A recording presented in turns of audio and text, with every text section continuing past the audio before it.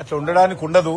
ఇది రాష్ట్ర ప్రభుత్వ పరిధిలో జరుగుతున్నటువంటి దర్యాప్తు కాబట్టి రాష్ట్ర ప్రభుత్వము, ముఖ్యంగా తెలంగాణ ముఖ్యమంత్రి అయినటువంటి రేవంత్ రెడ్డి గారు ప్రతిపక్షంలో ఉన్నప్పుడు, కాంగ్రెస్ పార్టీ అధ్యక్షుడిగా ఉన్నప్పుడు వారు పదే పదే ఫోన్ ట్యాపింగ్ కేసు విషయంలో సిబిఐ దర్యాప్తు జరగాలని వారు పదే పదే డిమాండ్ చేశారు. కాబట్టి కాంగ్రెస్ పార్టీ నాయకులు సిబిఐకి నేరుగా దీని మీద దర్యాప్తు చేయాలని చెప్పి ఉత్తరాలు రాశారు. కాబట్టి ఈరోజు వారు అధికారంలోకి వచ్చి 18 నెలలు కావస్తుంది. కాబట్టి ఇప్పుడు ఫోన్ ట్యాపింగ్ కేసు విషయంలో మరింత సమర్థవంతంగా దోషులకు శిక్ష పడే విధంగా ప్రజాస్వామ్య వ్యవస్థను కాపాడుకోవాలంటే మరి రోజు సిబిఐ దర్యాప్తు జరిపితే బాగుంటుందనేటువంటి విషయం మనవి చేస్తా ఉన్నాను. ఎందుకంటే ఆ రోజు ఫోన్ ట్యాపింగ్ చేసింది పోలీస్ వ్యవస్థని. పోలీస్ వ్యవస్థలో ఒక భాగమే ఫోన్ ట్యాపింగ్ చేసింది. పోలీస్ వ్యవస్థ మీద ఇప్పుడున్నటువంటి పోలీస్ దర్యాప్తు జరపాలంటే ఎన్ని రకాల ఇబ్బందులు ఉంటాయో అందరికీ తెలుసు. దర్యాప్తు జరుగుతున్నప్పటికీ కూడా సమగ్రమైనటువంటి దర్యాప్తు తెలంగాణ పోలీసుల మీద తెలంగాణ పోలీసులే దర్యాప్తు జరుపుకోవడం అనేటువంటిది ఎక్కడ కూడా అది పూర్తి స్థాయిలో న్యాయం జరగదని ఈరోజు అన్ని వర్గాల ప్రజలు భావిస్తున్నారు. ఇంక్లూడింగ్ కాంగ్రెస్ పార్టీ నాయకులు కూడా భావిస్తున్నారు. పోలీసుల మీదనే పోలీసులు దర్యాప్తు జరుపుకోవడం, ఒక వ్యవస్థ మీద, వ్యక్తి మీద కాదు, ఒక పోలీస్ వ్యవస్థ మీద అదే పోలీస్ వ్యవస్థ దర్యాప్తు జరపడం అనేటువంటిది పూర్తి స్థాయిలో న్యాయం జరగదని ఈరోజు కాంగ్రెస్ పార్టీలో ఉన్నటువంటి శాసనసభ్యులు, పార్లమెంట్ సభ్యులు, మంత్రులు కూడా భావిస్తున్నటువంటి నేపథ్యంలో నేను ఇప్పటికైనా ముఖ్యమంత్రి గారిని కోరుతా ఉన్నాను.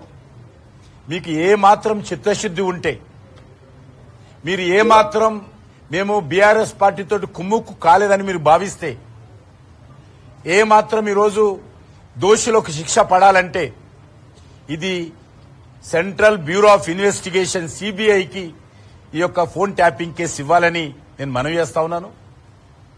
భారతీయ జనతా పార్టీ తరఫున మేము గత సంవత్సరమే రాష్ట్ర హైకోర్టులో ఈ యొక్క ఫోన్ ట్యాపింగ్ కేసు విషయంలో సిబిఐ దర్యాప్తుకు ఆదేశించాలని రాష్ట్ర హైకోర్టులో కూడా భారతీయ జనతా పార్టీ అధికారపూర్వకంగా మేము పిటిషన్ వేశాము. ఆ కేసు నడుస్తా ఉంది. కాబట్టి ఒకవేళ రాష్ట్ర ప్రభుత్వం ముందుకు రాకపోతే రాజకీయ కారణాలతో గాని బీఆర్ఎస్ పార్టీతో కాంగ్రెస్ పార్టీ కుమ్ముకైనందుకు కారణంగా గాని ఒకవేళ దర్యాప్తుకు ఆదేశించకపోతే ఖచ్చితంగా రాష్ట్ర న్యాయస్థానంలో మరింత పకడ్బందీగా మా వాదనలు వినిపిస్తాము. రాష్ట్ర హైకోర్టు ఆదేశాలు తెచ్చుకుంటామనేటువంటి విశ్వాసం మాకుంది. ఎందుకంటే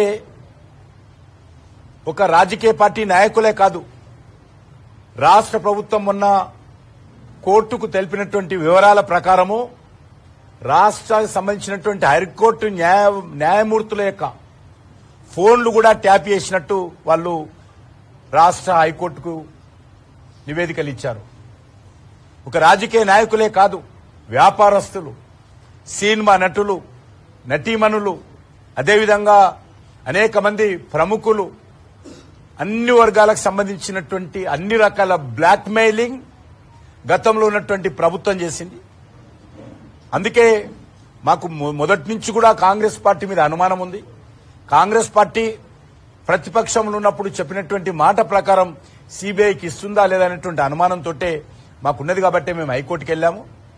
కాబట్టి ఇప్పటికైనా కూడా మరి సిబిఐ దర్యాప్తు జరగాలని భారతీయ జనతా పార్టీ కోరుకుంటుంది.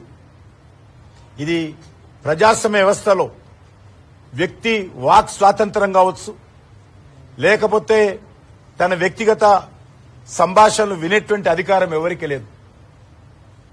కానీ ఇది పూర్తిగా యథేచ్ఛగా ప్రతి ఒక్కరి బాత్రూములకెళ్లి, బెడ్రూమ్లకెళ్లి, వ్యాపారాలకెళ్లి, సంబంధాలకెళ్లి తొంగి చూశారు బీఆర్ఎస్ పార్టీ నాయకులు ఈ టెలిఫోన్ ట్యాపింగ్ ద్వారా. ఇంత దుర్మార్గంగా దేశంలో ఎక్కడ కూడా ట్యాపింగ్ జరగలేదు. దేశ వ్యతిరేక శక్తులకు సంబంధించి ఏదైనా ఎక్కడైనా ట్యాపింగ్ జరిగితే దానికి పక్కాగా కమిటీలు ఉంటాయి. అందులో చర్చించి ఏ వ్యక్తి, ఇందులో మీడియాకు సంబంధించినటువంటి ఎడిటర్సు, మీడియా అధినేతలు, మీడియా రిపోర్టర్స్ ఫోన్లు కూడా ట్యాపింగ్ చేశాను. ఇవాళ నేను ఇంటర్వ్యూ చూశాను నేను. కాబట్టి మీడియాను కూడా వదలే ఇందులో ప్రతి ఒక్కరి యొక్క ఫోన్లు ట్యాపింగ్ చేసినటువంటి నేపథ్యంలో ఇది ఒక సాదాసీదా కేసు కాదు. ఈ కేసు మరి ఖచ్చితంగా సిబిఐ ద్వారానే పూర్తి స్థాయిలో పరిష్కారం అవుతుంది, దోషులకు శిక్ష పడుతున్నటువంటి ఆలోచన ఈరోజు తెలంగాణ ప్రజలలో ఉంది.